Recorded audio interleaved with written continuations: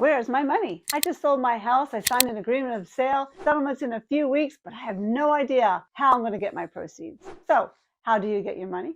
When do you get it? Exactly how does this process work? How do you prepare to receive your money? And what precautions do you need to take to make sure you get your money from your home sale in a timely manner? Now the buyer, they get their keys right away. So when do you get your money? Because every day you don't get your money, you're losing hundreds or maybe thousands of dollars in interest. Don't let this happen to you. Diane Cardano-Casacio, Associate Broker and a Team Leader for the Cardano Team. And today I'm going to dial down exactly how this process works, so you do not have any turbulence on your road to Celebration Day when you sell your home. And Celebration Day is the day you go to settlement.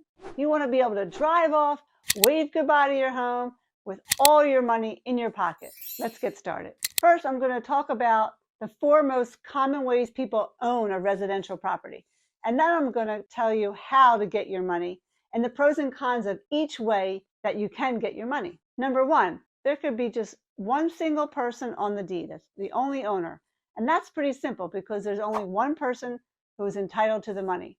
Very, very simple. The second way is then there's 2 or more people, either related or unrelated, related such as brother, sister, or mother, daughter. Here, the owners will have to figure out what percentage of the equity at settlement goes to each person and get the proper paperwork signed ahead of time by each person on the deed. And to make things even more difficult, most of the time, the people who own the property, all these people, they don't live in the same area of where the house is. The paperwork will need to be overnighted as the title company needs a wet signature.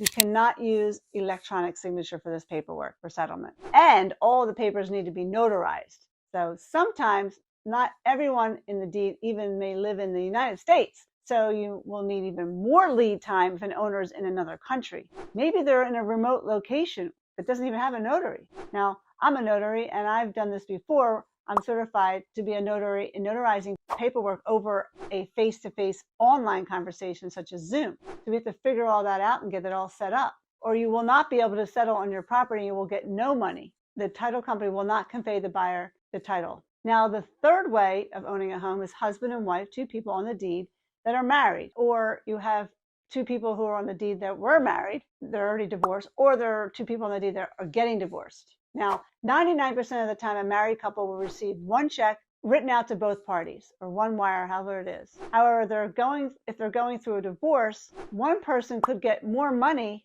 than the other person because maybe one person put out more money to sell the house or something, to stage the home for sale. So we're going to need to figure all that out. We're going to also need a divorce decree, and both parties will need to sign off on who's getting what percentage. So if there's a problem there, we got to figure this out ahead of time. And just like in number 2, the paperwork cannot be signed electronically. It needs to be signed in front of a notary, okay? And lastly, if the home's in a trust, which can be very tedious and you really need lots of lead time here. So depends on how many people are named as the trustee. We just sold a home that was in a trust. The 3 children were the trustees of the trust and the mother.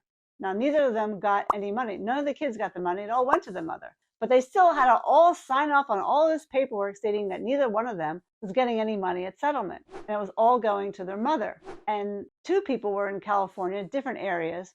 One was in Florida, and one person was here in the area. So we had to orchestrate that whole process so the money got dispersed properly. And more importantly, you want to be prepared because you don't want to hold up settlement at the last minute. We don't want to do that. So when and how do you get the money then that's owed to you? And especially if you're not around, is someone else going to do it for you? And how do you make sure you're going to get the money you're supposed to get? That's what we're going to go over next. So there are 3 ways to get your money. 1, you can come to settlement with the buyers while they're signing all those papers for an hour and a half. And after settlement, if it goes smoothly, because sometimes settlements, they call it, have a dry settlement and there's no money exchange. So you have to wait for your money and come back another day. After settlement's over, you have a check handed to you by the title clerk. Now, you don't have to go to settlement. There's other ways of getting your money, but you can go.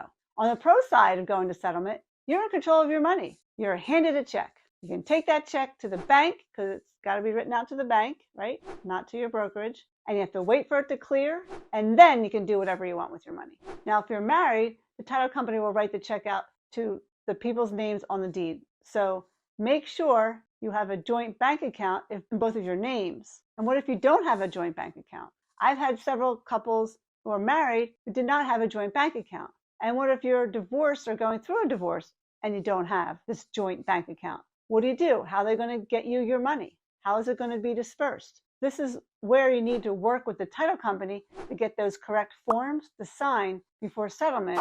So, and in order for the title company to write out separate checks, we need to have these special forms signed. And we talked about this before, because they have to be signed and wet and notarized, all that stuff we talked about. So what are the negatives of going to settlement, if that's something that you want to do? So what if something happens during the walkthrough? There's tons of things that could go wrong at the walkthrough. And what we do is we prepare our sellers so these things don't happen to them. However, when we have a buyer as a client, we've had so many bad experiences at the pre-settlement walkthrough. A leaky faucet, the home is just filthy dirty, although it's only supposed to be broom swept clean, but the seller didn't leave it nice at all. It's really dirty. The agreed upon repairs were not made.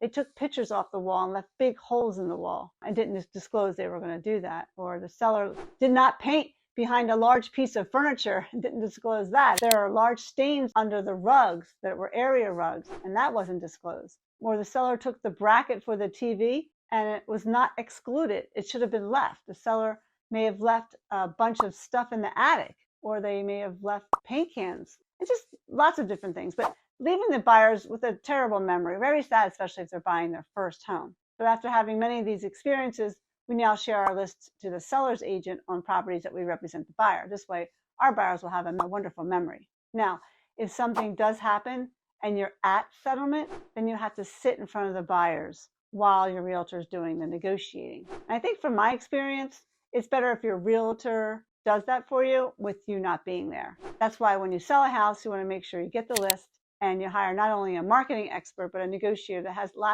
does lots of things behind the scenes that you don't even know. It doesn't matter because they got the job done. Now, if you're not there, things get done a lot quicker and smoother and usually less costly for you. So make sure, and it's really important, that you've done everything you're supposed to do when leaving that house. Now, the second way of getting your money is from a wire transfer. The wire needs to be sent to a bank, like I talked about, and not to a brokerage such as Morgan Stanley, Raymond James. The title company will want the owners of the home to have a joint bank account. Now, if this is not possible, like we talked about before, it's really important that we get those special papers signed ahead of time stating the different names, who gets how much money, how to disperse the money to what party, and all parties need to agree on these percentages. So if there's some issues between the partners who own a particular property, then you need to resolve that before you go to settlement, or you won't be able to settle on this property. We have to get that done ahead of time and do not leave it to the last couple of weeks. Now, if this is an estate home, the title company will not only need the estate paperwork, it's going to need to be wired into an estate account in the name of the estate, and not to the executor. So that also has to be set up ahead of time. So what's the positive of the money being wired? Well, you get your money sooner and it goes right into your bank account and earns interest a lot quicker than you would with getting a check. Plus, you don't even have to go to settlement. You're enjoying your life. And with a check, you'll have to wait for it to clear.